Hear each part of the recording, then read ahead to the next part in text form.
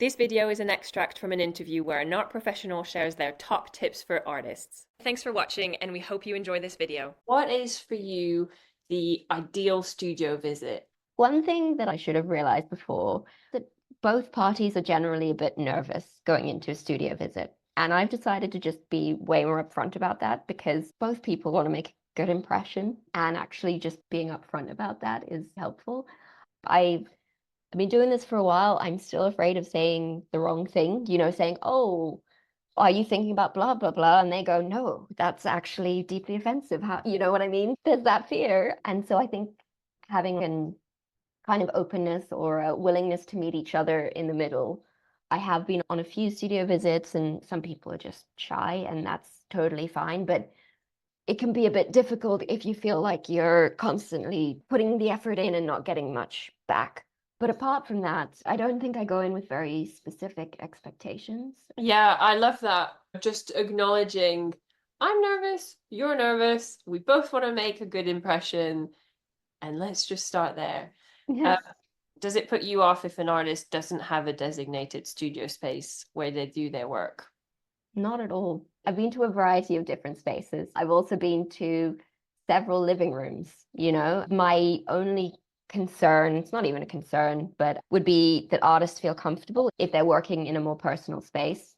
If an artist says to me, "Oh, I don't have a studio space," I'm more careful about checking that they're okay with me coming in, because obviously it's a lot more personal if you have some stranger in your kitchen than if you have a designated workspace. But other than that, I don't mind at all. So you can be working from your kitchen table or from a big fancy studio. It makes no difference. It really doesn't. And I would say most artists whose studios I've visited, even if they have a dedicated space, they don't have enough space to have all the works out at the same time. So, I'll help move canvases around, and it's not a ceremonial thing. It's very casual. And I think that's part of the not feeling nervous, is just everyone being like, this is the reality. Nobody's too good to help each other move canvases around a room, and that's totally fine. What's the ideal way in which an artist can prepare if somebody like you, a curator, an art advisor, a gallery director, is discussing a studio visit? What's Mhm. the ideal scenario? Is it to have maybe a certain number of works? Because there is such a thing as too little or too much. Yeah, I would say some artists really worry about having finished works in the studio. I don't know that having them completely finished matters so much. I actually quite like to be able to see some of the working process, especially if it's an artist whose work I've never seen in person before.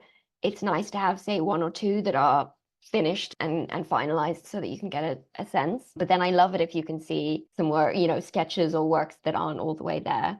I would say 3+ is probably the ideal to kind of get a sense of breadth. There could be a variety of mediums or sizes, but yeah, I would say 3 is probably a good minimum number to have in mind. It's hard to feel that you've represented yourself and your breadth if you have, say, just one work, even if it's the best work you've ever made. But I wouldn't necessarily put it off too far for wanting everything to be perfect. And there's also the option, have a coffee. I've definitely done that with artists who either were between studios, they didn't have a space at the time that they were working in, or just didn't feel ready. So we had a coffee, had a chat, and then kind of followed up with a studio visit later on. And I do a lot of virtual studio visits because talking to an artist in LA, realistically, I'm not going to be in LA.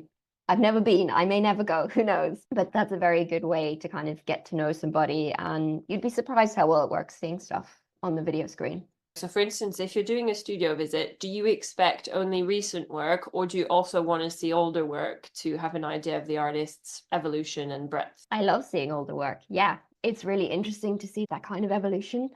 I did a studio visit at the start of the year with Winston Branch, for example, and he had work that he created in the 60s through to one work that was still on the floor that he was still finishing. And that evolution was really, really interesting to see. If it's for a particular show and we're working on a body of work, this is when the purposes of the studio visit change. And then you would be wanting to look at kind of the selection for the show. And then you'd be looking at one very recent body of work. But if it's that initial chat, I think it's great. I had a recent one where an artist even pulled out some stuff and he said, "Oh, I'm not fully happy with this one, or this is not really my style anymore, but this is how I was painting a few years ago."